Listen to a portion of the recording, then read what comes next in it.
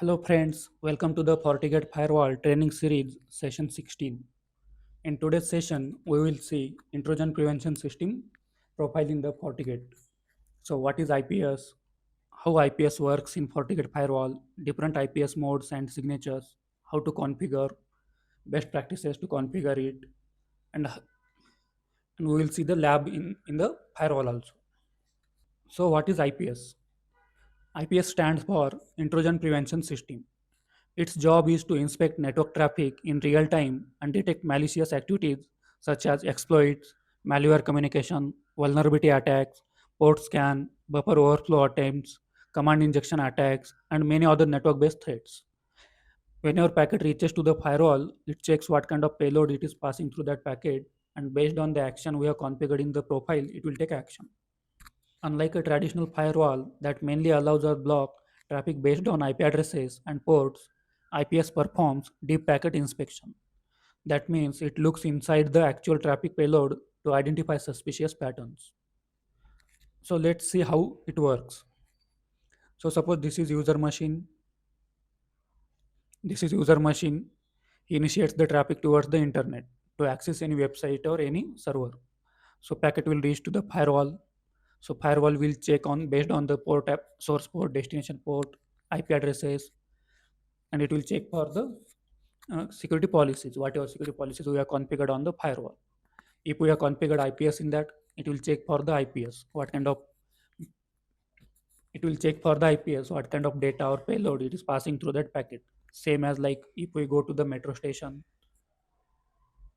or airport, they will check what you are carrying in your bag. They will scan bag to check if any threat or any kind of suspicious object if you are carrying in that. Same way firewall works.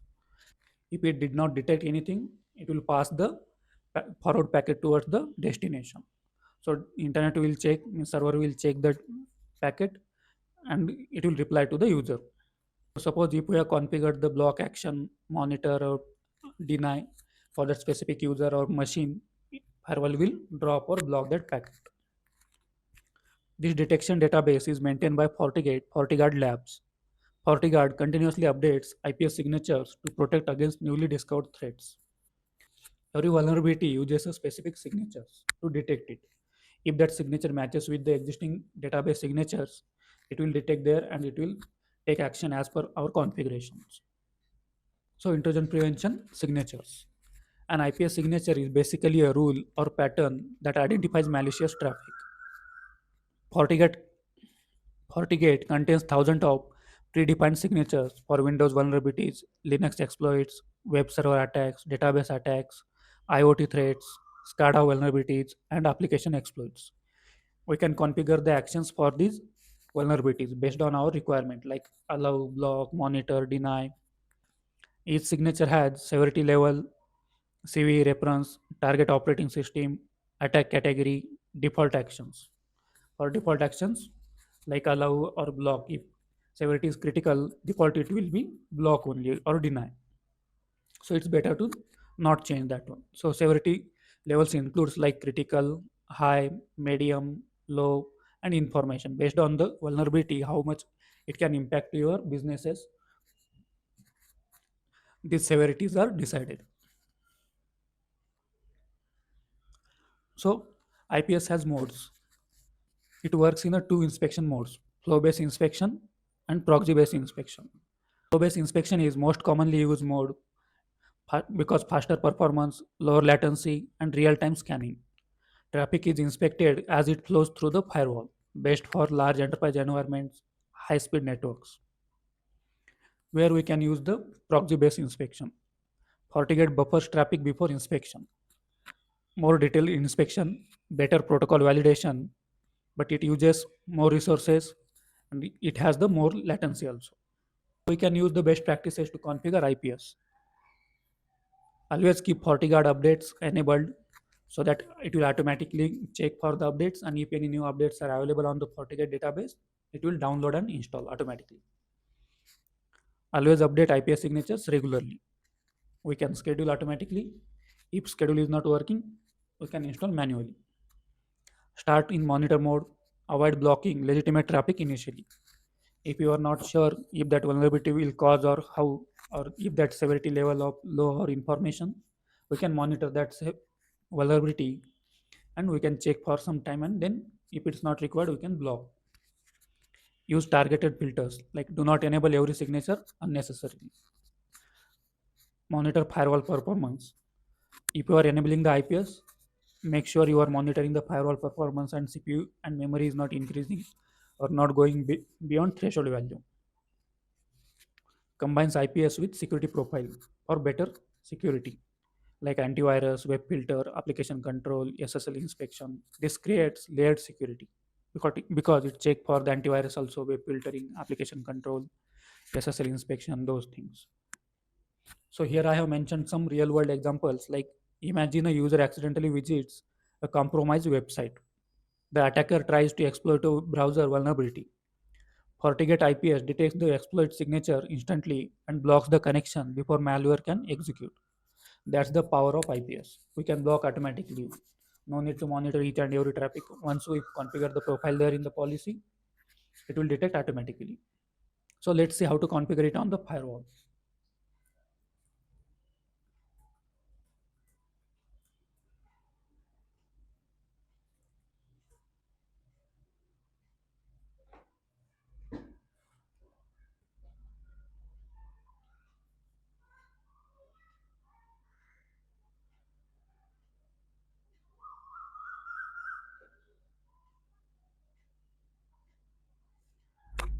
So after logging to the firewall, navigate to the security profiles, and here we can see under security profiles, intrusion prevention.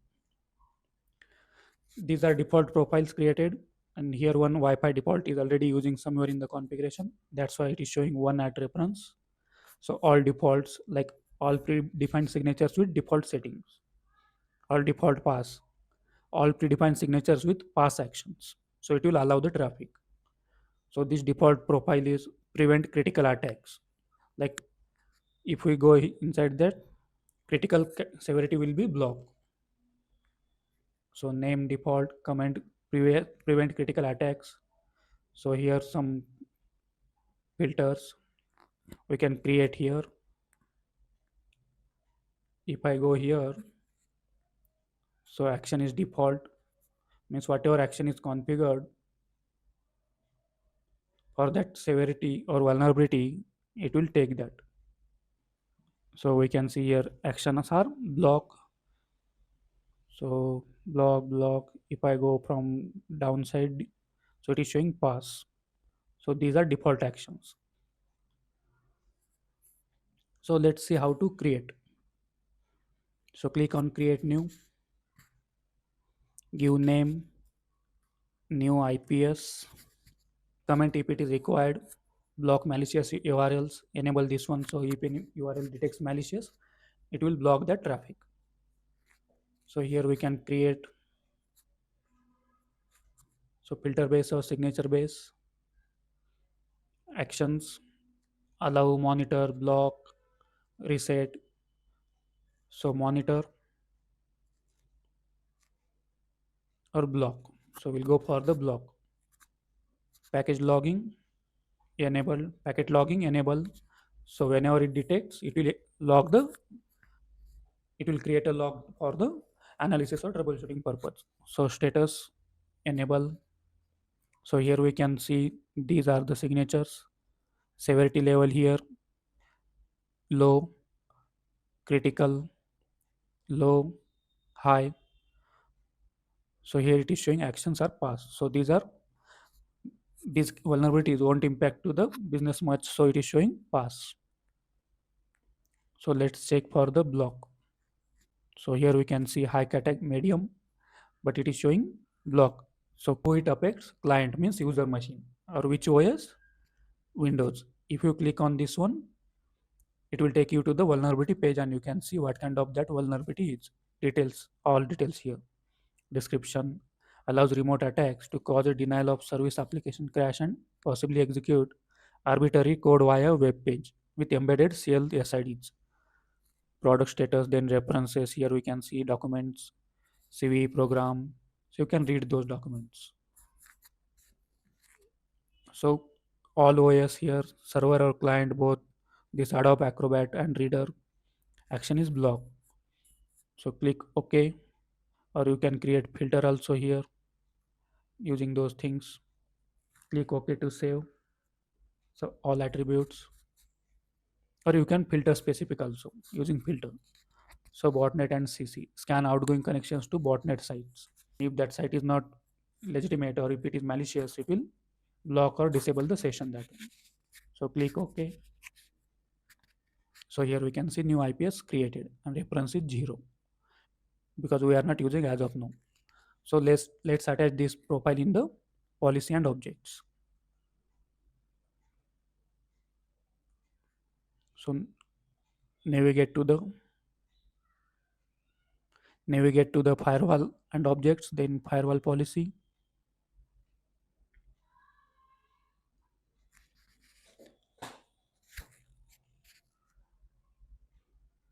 We can attach these profiles into existing policies, or we can create new policy and we can attach. So I'm attaching to the existing policy. So here we can see LAN to WAN outgoing policy. When we'll navigate downside, web filter default, application control, app custom, and here we can see IPS intrusion prevention system enable, and we will see all available IPS profiles. So here we can see new IPS we have created. Click on that. So it's attached here. So click OK to save.